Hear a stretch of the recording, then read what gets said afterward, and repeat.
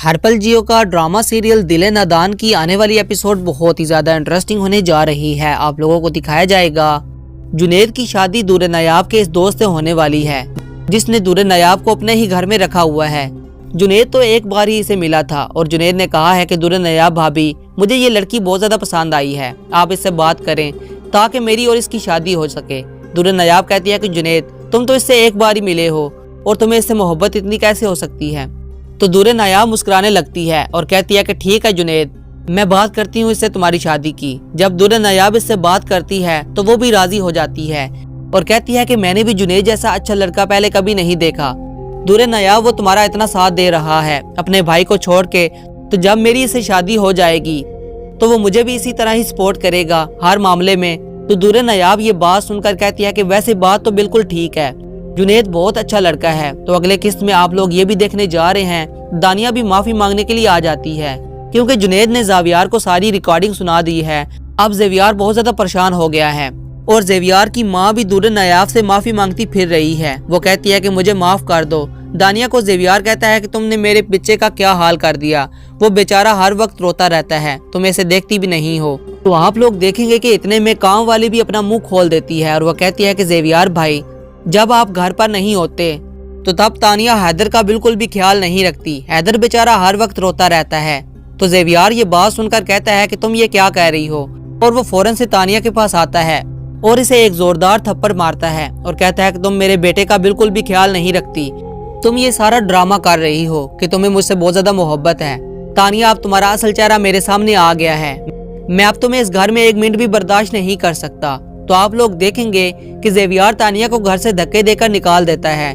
तानिया ये बात सुनकर कहती है कि ज़ेवियर, तुम्हारा बेटा मेरी जिम्मेदारी नहीं है, वो तो तुम्हारी बीवी दूर नायाब की जिम्मेदारी है।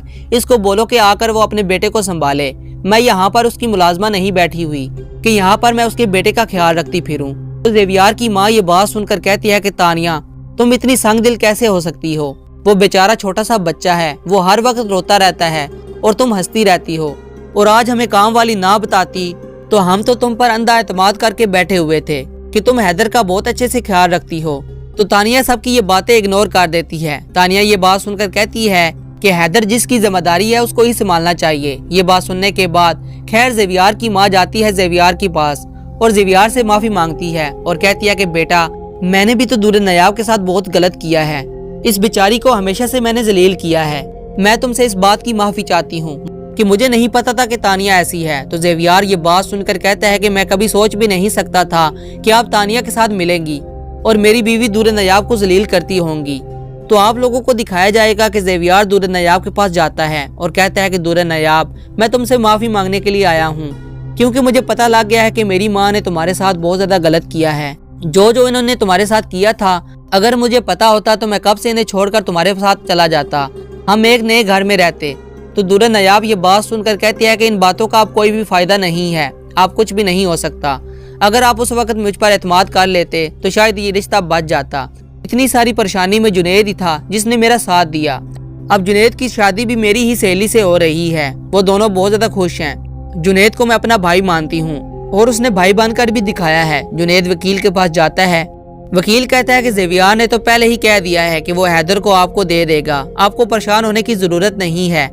तो दूर नायाब भी खुशी के साथ हैदर के साथ जिंदगी गुजारती है और आप लोगों को दिखाया जाएगा कि आखिरकार ज़ेवियर को वो माफ कर देती है, क्योंकि ज़ेवियर से वो बहुत ज्यादा मोहब्बत करती थी और ज़ेवियर को भी अब सबकी हकीकत का पता चल चुका है। दोस्तों, वीडियो अच्छी लगी है तो चैनल को सब्सक्राइब लाजमी से कर दें और आपको वीडियो कैसी लगी हमें कमेंट सेक्शन में लाजमी बताइएगा।